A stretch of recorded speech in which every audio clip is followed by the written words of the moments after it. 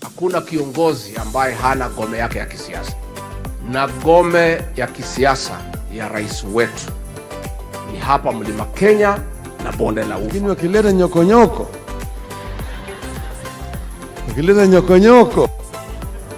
simuko tayari. Kwa mkutano nikiondoka, nikapata mtu anaitwa Moses Kuria amenipigia simu. Nikipigia yeye ananiambia vice chair. Nashindwa, Moses ni ule ulevi. Nimeambia wakora wote na matapeli na wezi pamoja na wafisadi wote, mambo yao ni matatu: either wahame Kenya, waende jela, ama wasafiri waende mbinguni.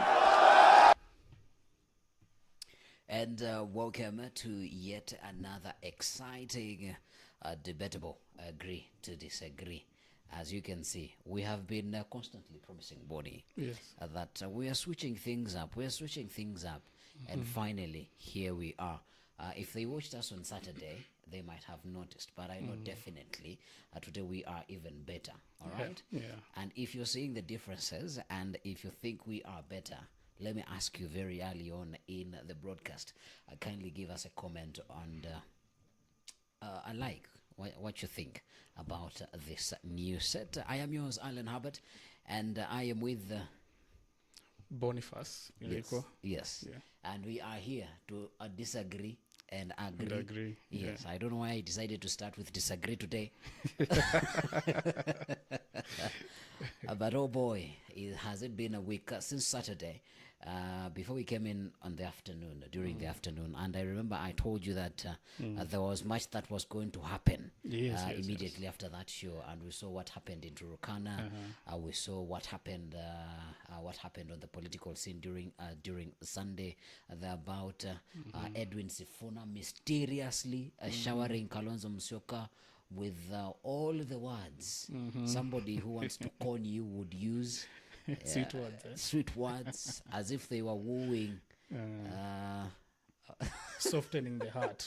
I was going to use a very figurative example, as if you're wooing a young girl, a young of age girl, not just a young girl, but a young girl of age, so that they can be friends with you. But we're going to be talking about the politics that is taking center stage in the country currently. And what, Bonnie, I'm very surprised about, or what I'm going to be picking you about, is Mr. President. Is it the West or is it Beijing? Because it's quite confusing and interesting at the same time. Or is Mr. President just a lethal businessman? It does not matter where the bread comes from. As long as we have the bread, that's where we will be at it. My week was great. I hope you also had a great week. I did. You can take it up. I had a great week. Yes. During the week, I learned something that, you can promise yourself to do something and really work hard at it. Yes. And the results might not be in your favor. Extrapolate. Yeah, sometimes you can really be into something and you really want to make it, and you put all your effort into it. Yeah. And things just don't turn out the way you expected them to turn out. Yeah. So I learned that sometimes you need to accept yourself and work hard. Perhaps circumnavigate a situation, or sometimes you just say, I tried, and this one didn't work. Interesting. And you know who could be a perfect example of your lesson that you just learned the other day? Is Kalonzo Musyoka.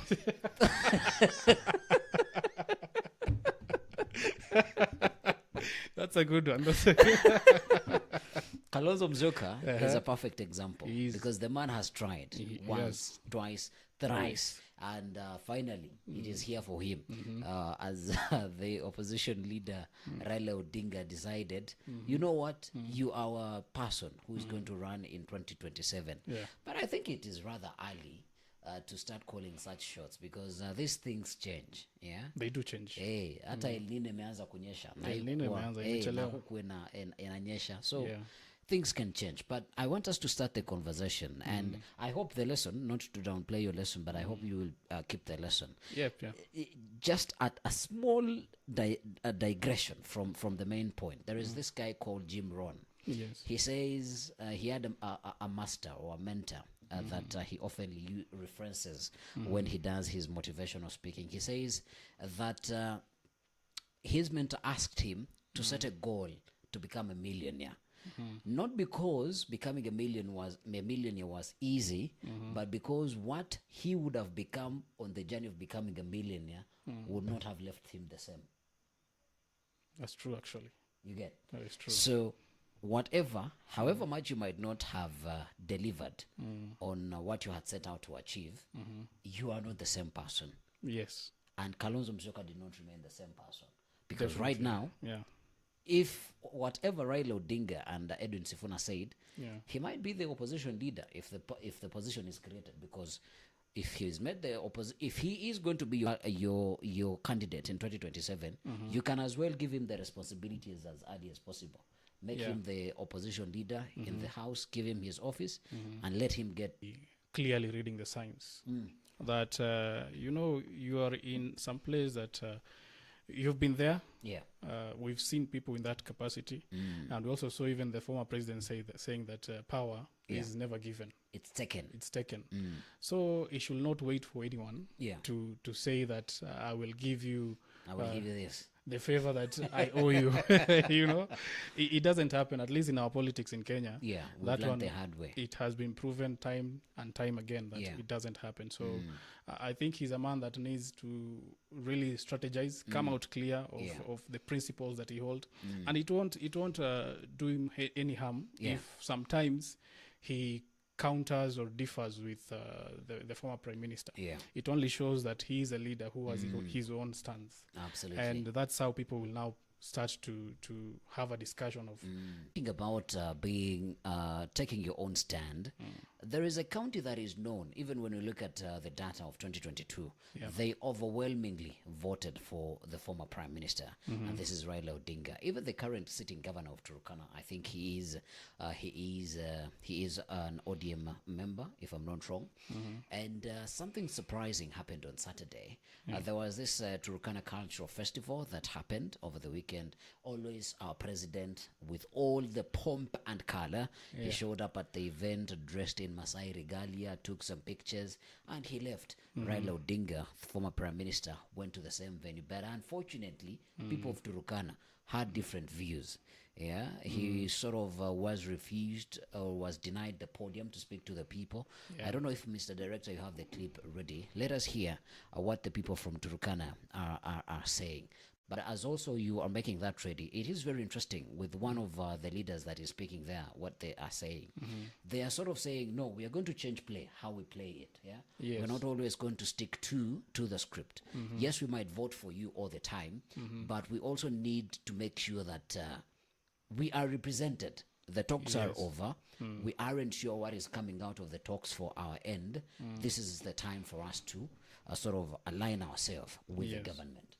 I think it was clear that the people of Turkana, or the leaders who spoke in that podium, they were saying that for a long time they've been out in the cold, and they also want the milk that comes from being in government or close to power. The elusive government. I don't know if there is ever really any milk in government, but okay. Yes, the government.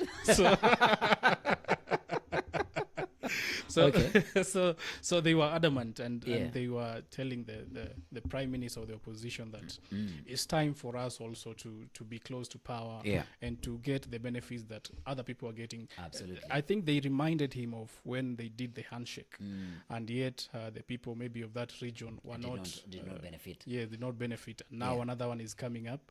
They're just keeping him on toes and saying that do not forget us. Do not forget us. We are here.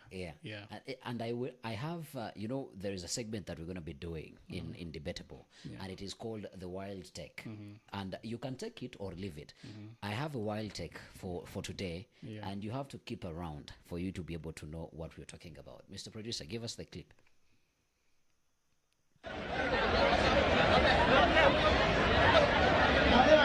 Ninataka kukuambia sisi Waturkana tulikupenda kama Yesu, na wewe ukatuchukia kama shetani. Kwa ofisi yako wewe utuandiki sisi. Wewe hakuna siku Mturkana amepata nomination. Waturkana wamechoka kila siku basi. Kweli tuseme tu ukweli. Kila siku tunasema tunapiga kura kando na serikali. Na ndio maana hii shida ambayo sisi tuko naye. Hii shida ambayo tuko naye kila siku ni kwa sababu sisi tunajipata tuko nje ya serikali kila siku. Mazungumzo imefika mwisho. Waturkana, kama mko na shughuli na town, muende muelekee pale. Hamna tena mazungumzo. Mnakuja hapa kutuchezea na kutuletea uhasama ile mazarakazi ya Nairobi. Hakuna mazungumzo tena. Na nimesema hivyo kama mjumbe wa Turkana Central. So I don't need anybody's invitation to come here. And when I come and the people want me to talk, actually it is the height of stupidity to refuse me even an opportunity to greet the people. The governor, of course, was feigning that he was not aware, assurances to Mr. Ruto that he will not allow us to speak here today. That is the height of political intolerance and hypocrisy. But we are not deterred. In a county like Turkana, where a governor comes from your political, it was unexpected. Yeah. But there is influence from the government in Turkana. Yeah. Where we have Josephat Nanok, the previous. Josephat Nanok is currently in government. Exactly. So there is some very strong influence from the government in the politics of Turkana, and I think he's just trying to play also his part to show that to show the president that he am not here by chance. Of course, that he can amass man people of my means and just try to put people together for him. Yeah. So he's also part of that kind of situation that happened on Saturday. But at the same time, I will agree with the former Prime Minister that he deserved to be given time to greet the people. It does no harm. You know, he can greet the people as well as you can give your grievances. Because all of you had time to speak. So there is that tolerance that should be given to politicians across the board. But also, you see, when we talk about democracy, borrowing from you, if also the people, generally probably the people would have wanted to listen to the former Prime Minister. Yes. But if the organizers say that you are not welcome, then probably you are not welcome. you get osifos vitu.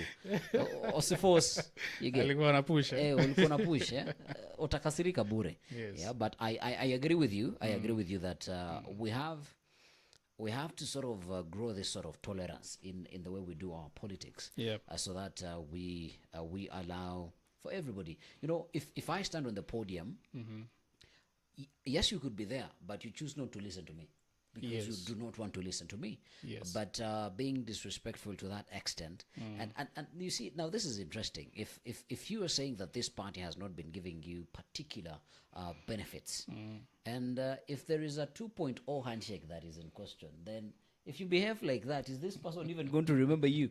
So also people from Turkana or politicians from Turkana, you need to place your priorities right, because there are people in this country politically you wouldn't want to have tiffs with.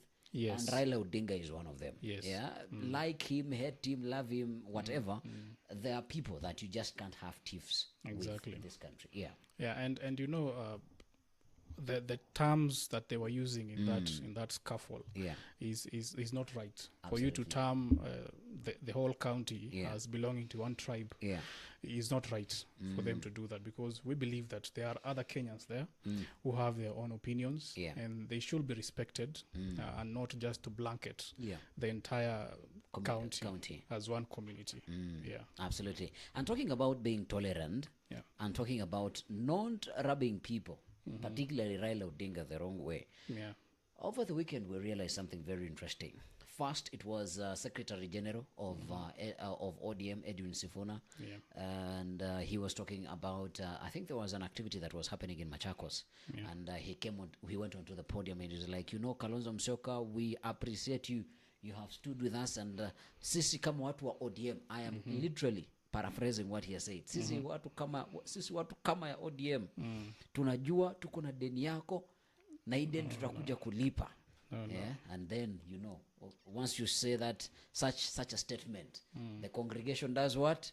Cheers and claps. Yeah. And then also an intelligent cameraman, what he does, he cuts from Sifuna to Kalonzo Musyoka with a big wide smile. You know, Kalonzo Musyoka, I think he's Kenyan like all of us. Yeah. And he knows. He knows that the current president was owed by someone else. And they never fulfilled that promise. What a time to remind us. So it is very, very vivid. It is very live. Yeah.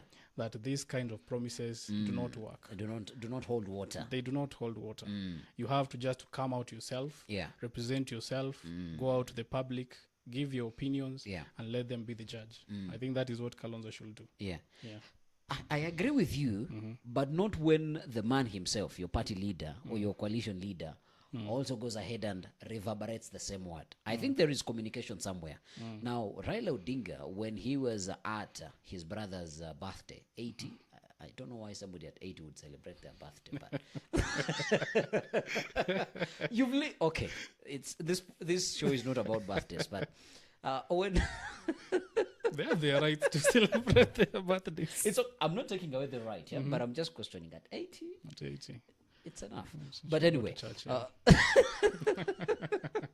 the former prime minister, when they were celebrating the birthday of senator of Kisumu, of Siaya, that is Oburu Odinga, he came onto the stage and he said, sisi watu wa ODM tunakumbuka Kalonzo Musyoka amesimama na sisi for the past 3 times, and in 2027 we're also going to give and pay back. Don't you think then that would make Kalonzo a more comfortable person, even as the director is preparing to play that clip for us?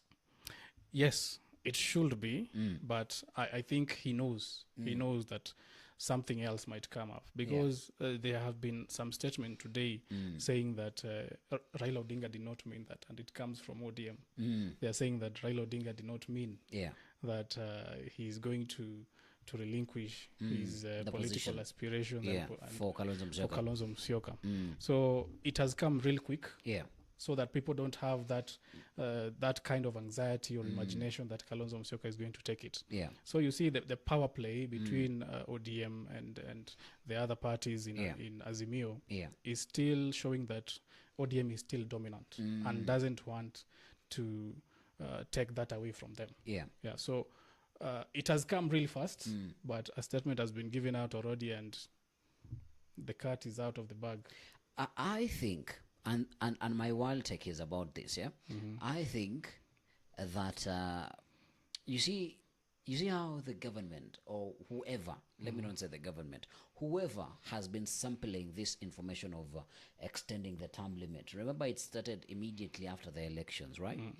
Then towards the end of the first year of the presidency, it came back through Cherargei. And somewhere, probably, it might come again. And some of these things that are sampled by politicians, these are things that have been spoken about somewhere. Because you cannot just go out of nowhere and say, oh, look at me, I'm going to make this prophecy. You get? So there might be a conversation somewhere, and they were just sampling it. How will people respond to this? Yeah, how will people respond to this? And I think at the same rally, also the former Prime Minister Raila Odinga went and sort of called out the president and say, stop meddling into the business of Azimio and all of that. Remember when the president, I think he was in Kisumu, or during his tour, Nyanza tour, he was like, si huyu Kalonzo nikipewa tutakuwa tumemaliza asubuhi na mapema. You remember? So if somebody from a totally different party is able to think like that, and then 1 week later, top ranks into the party also come out with such a statement, you mean to tell me that a press release will take our attention away from that? It should be the case, but there's a verse in the Bible, forgotten the actual verse, that say that it is easier for a camel to enter the eye of a needle than it is for a rich man to see the kingdom of God. You know, and this is my wild take. I'll take this from here. You know, Yeah. it will be easier for Raila Odinga to collaborate with William Ruto than it will be for him to support Kalonzo Musyoka in the next elections. What do you mean?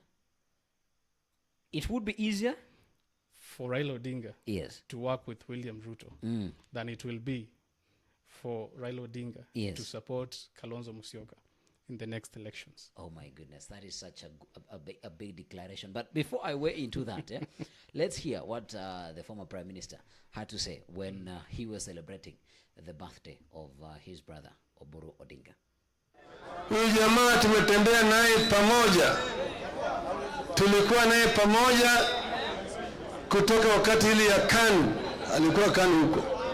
Tukaenda naye, tukaunda chama pamoja na yeye, ilikuwa inaitwa LDP. Tukaingia pamoja kwa NAK. Tukaenda naye pamoja kwa ODM. Tumesimama naye pamoja. Mara mbili tumesimama naye pamoja. Tukipigana na tujashindwa. Kila mara kwa mara tumekuwa tunanyang'anya tu. Yeye amesimama na mizizi kidete. Hata mara hii ya mwisho hakuchaguliwa kama mgombea mwenza ndani yangu. Alibaki na sisi. Jamaa ana moyo. Jamaa ana ukakamavu. Jamaa ni mtu ambaye unaweza kumwamini. Yeye ni mtu mwaminifu. Yeye tena ni mtu Mkristo. Yeye ni mtu ana tabia ya ukingwana. Ana upendo. Ana upendo kabisa. Juzi nilisikia kama Ruto alikuwa pandeni anasema tu, mimi najua baba hatasimama. Sasa mimi nitakuwa na sala Kalonzo tu. Anaongea juu ya Kalonzo kama Kalonzo ni kama yeye. Kalonzo ameshinda Bwana Ruto mara 10. Yeye hajui. Sawa. Sisi tutasimama kidete na ndugu Kalonzo Musyoka. Yeye ni mtu mwaminifu. Tumeelewana vizuri? Yeye ndiye alialikwa na Dr. Buru kama mgeni maalum ya shahada ya leo. Sasa mimi nataka nimuite yeye akuje hapa asalimu nyinyi. Dr. Stephen Kalonzo. Honestly, come 2027. It will be hard because we know that these kind of statements have been there since 2013, 2017. Yes. Wetangula was there. He was denied the minority seat. Yes. Again, this was Stephen Kalonzo Musyoka again demanded his take in the 2017, was not given. So my take is this. Yes. That, you know, Raila Odinga can decide to simply go under, just like Kibaki did. Yeah. And by that, he'll be helping President William Ruto. Absolutely. You know? Yeah. He might not come out just saying that I'm going to support William Ruto, that my people should vote for William Ruto, but he might decide just Kalonzo can run and says that, okay, ODM, you can support Kalonzo, just go out there and support him. And then at the height of the elections, he just goes under, you know. And you are taking me back to the show that we did, I think, I don't know if we mentioned on Saturday or probably last week on Monday. Exactly. It would not have been easy for the president to transverse Nyanza the way he did if there wasn't an upper hand in saying, okay, behave. That is true. You get. That is true. And that is linked to what you're saying right there. Now, this is my wild take. This is my wild take. To some extent, I will agree with you that inaweza kuwa ngumu sana for Raila Odinga to support Kalonzo Musyoka. But then I sit down and ask myself, why all of this? I will quote Herman Manyora when he was on one of the shows on one of the media stations. Yeah. He said, If there is a handshake, which we're going to talk about because head of public service already hinted about that. Yeah. If there is a handshake between Raila Odinga and the president, the president, his flank is going to be losing. That is the deputy president. Yeah. And as Mio leader Raila Odinga, his flank will be losing and will be starting from Kalonzo Musyoka, because Kalonzo Musyoka has been active. We've not been seeing much of Martha Karua and the likes. So start early, promising the man something before he gets the shock of his time. Absolutely. So that is my wild take. So all this pomp and color, all this praising of Kalonzo Musyoka is just preparing him for what is waiting for him. Exactly. You get? Once the news lands, he's like, but you see, we have already prepared the road for you. So that is sort of enatuliza asira yenye Kalonzo Musyoka anaweza kuwa nayo, just in case there is a handshake. Yeah. But also there is a probability that all this cannot be happening and Kalonzo isn't privy to what is happening. Because you cannot tell me that these guys are so secretive and they literally work together all the time. And they have information does not... these days, you might say something here and before you leave, it's already out before you've even left. You get information travels that fast. So it is very hard to understand, is Kalonzo Musyoka privy of what might be happening? If he isn't, I think what ODM is doing right now is sort of just preparing Kalonzo Musyoka for what is coming. Yeah. And just to a bit counter what you're saying, it is possible that he might not have full information of what is happening. Yeah. You remember, I'll take you back to 2018. Yes. During the handshake. They said that the two principals agreed on things that they themselves didn't know about, Mudavadi, Kalonzo, and Wetangula. Yeah. So there is a possibility that, members of the ODM family can be given a memo that, you know what, this might happen. Yeah. And it can be a false kind of information or just surface information, you know. So they don't even have full information of what can happen in between. Yes. Yeah. So that is the situation that can happen, that can make also Kalonzo be surprised in the coming future of deals and talks that happened behind his back. Yeah. Interesting there. But then if Kalonzo Musyoka isn't privy to what is happening, would Kimani Ichung'wah be privy to what is happening? No. So it's a long con, both sides. It can be a long call. It can be a long call. And there is a daily today that said there are no it did not just say, because this is something that has been known for the longest time, there are no permanent enemies in politics. Absolutely. Yeah, there are only permanent interests. Yeah. We are talking of two people who have worked closely for a very long time. Yeah. President Ruto and former Prime Minister Raila Odinga go way back. Yes. They know each other. They know how to play politics with each other. Yeah. Both of them, I'll say, they have almost similar characteristics. They are very cunning. They are very almost similar. Yes. And I don't know if you read the story or you came across the story of I tend to forget his name, Kosgei, the head of public service. Yeah. He used literally the same words that you're using, and he was like, the president working with the former prime minister is inevitable, because he even used the story of Luanda Magere, of how he fought and all of that, even though it ended tragically for Luanda Magere. But he was like, these people, we have been dreading. They give us fish, we give them milk. We give them this, we give them this. So that is a clear indication. And definitely, if you are the head of public service, you're so close to the president that you might be privy of what is happening. So I think politicians are very interesting. They know what they want to say. And they do not say it directly, but they sample it. Yes. Ni kama kuku. Ukitaka kumshika kuku, unamrusha tu kwanza, kapili, akianza kukaribia unarusha tatu, alafu unakamata yeye. So they never let the information go out from their end, but they allow people around them to sort of release this information. Kidogo tu.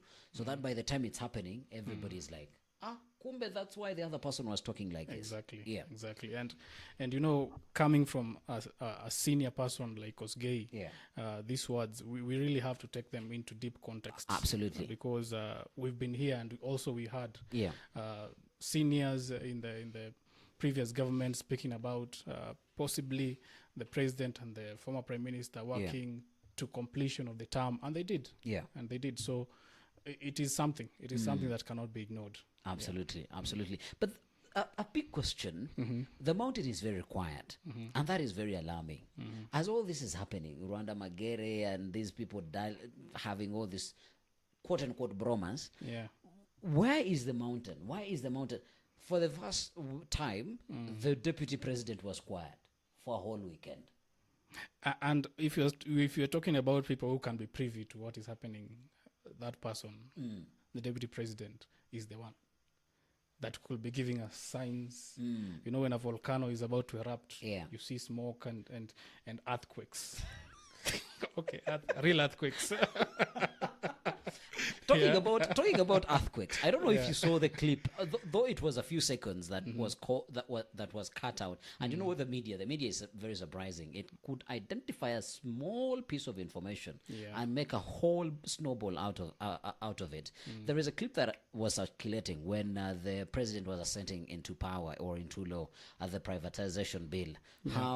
How the president was seated there, and there was the majority leader, or the speaker of parliament this side, and the Jefferson Kingi on the other side, and the deputy president just started on the corner, just doing weird facial expressions. You said the volcano, and I'm like, that was just a volcano waiting to erupt. You know, the deputy president has been giving us signs and telling us that something is happening, and I am not comfortable about what is happening. So he's been going around the country saying that these talks should not happen.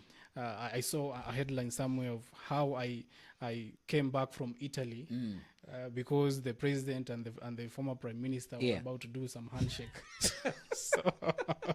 So he's been giving us private jet. He's been giving us signs. And who are we? We are reading the signs. We have to pick them. We have to pick them.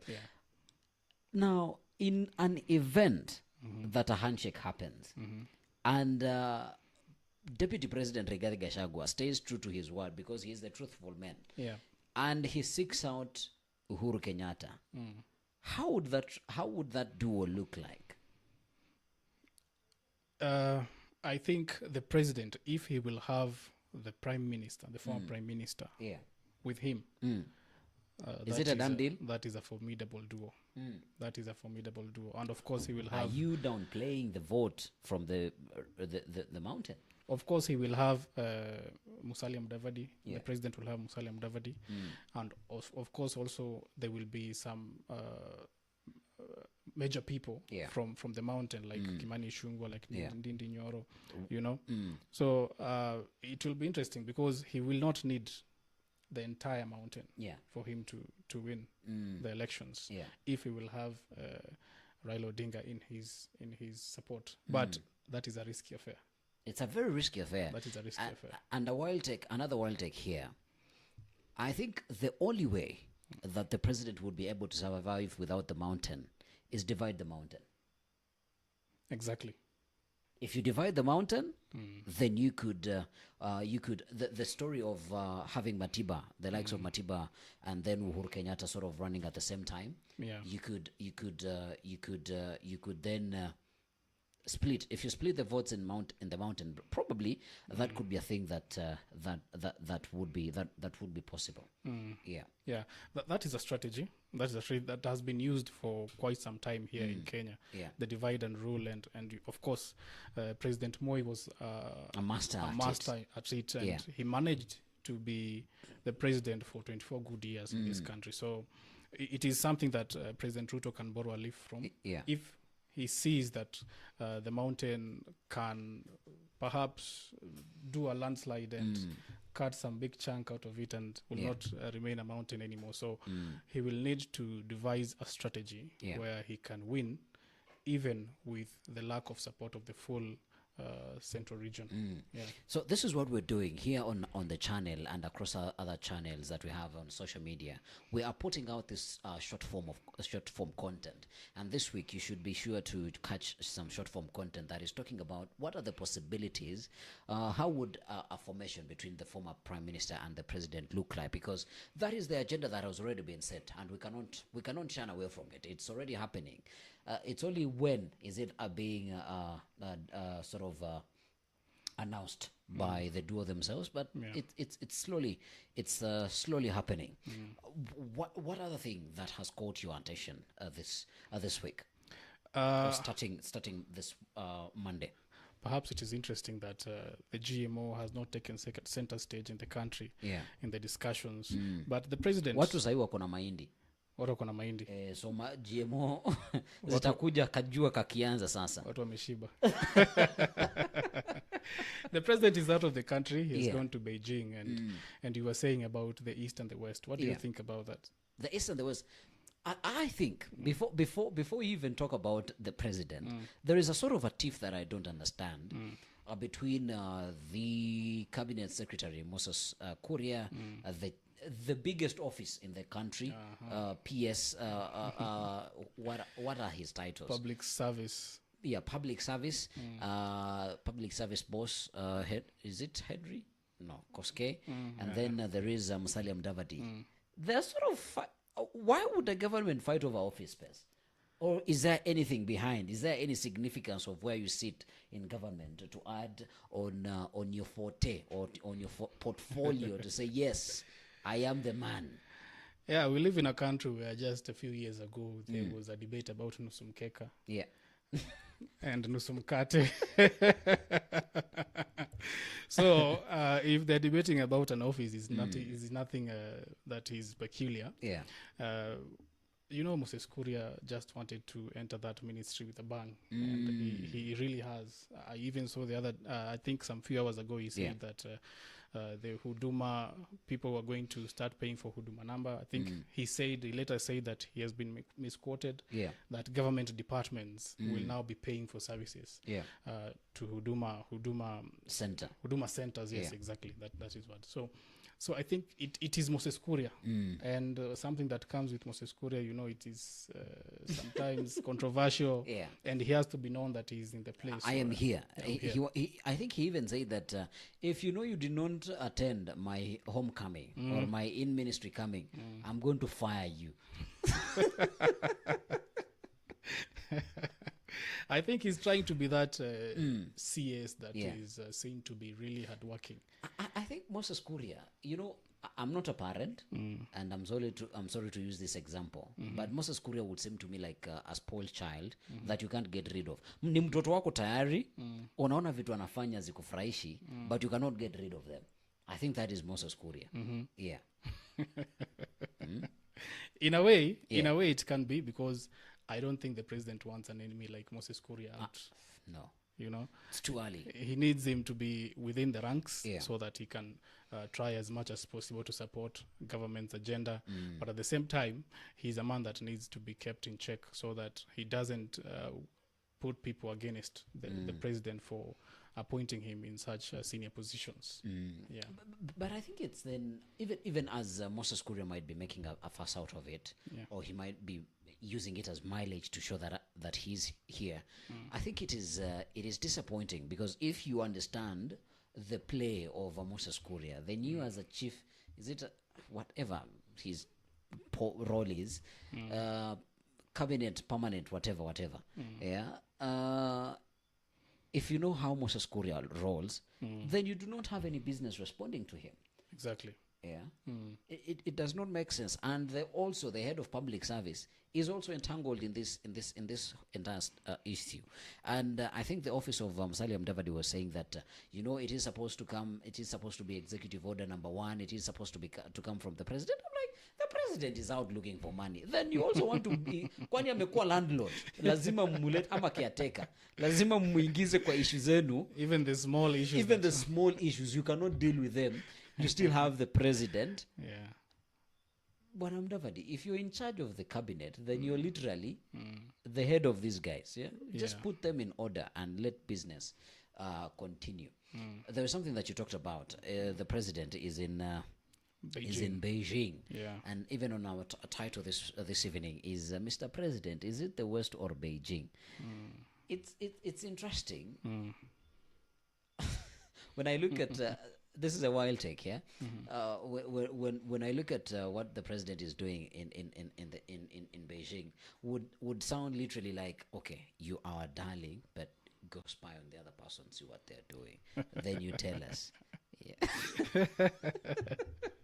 Or have I taken it too far? Just a bit. Tell us, what do you think? The president has gone to attend the Belt and Road Initiative in Beijing, and Kenya is one of the beneficiaries. Absolutely. Supposed beneficiary of the Belt and Road Initiative. Yeah. We are the maritime sector of that initiative by China. Yeah. But of course, then if you are speaking about the Belt and Road Initiative, BRI, we need also to speak about this railway, the SGR. The SGR, yes. I've seen somewhere it's called the railway to nowhere. Yeah, absolutely. I think it was a story by the BBC, if I'm not wrong. Yes. Because this railway has not been making profit ever since it started, because it was supposed to ferry goods, and those goods were the ones that were supposed to bring profit. Yeah. Also, it was supposed to go to all the way to Uganda and link to Rwanda.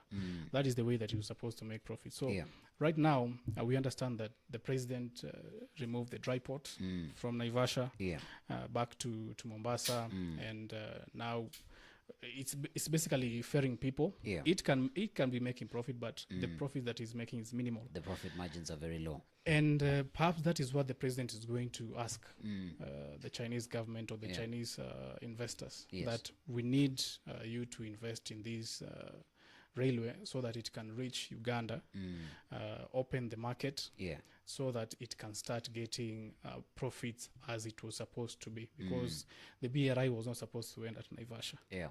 So in the midst of all this, something happened, and our debt increased. Yeah.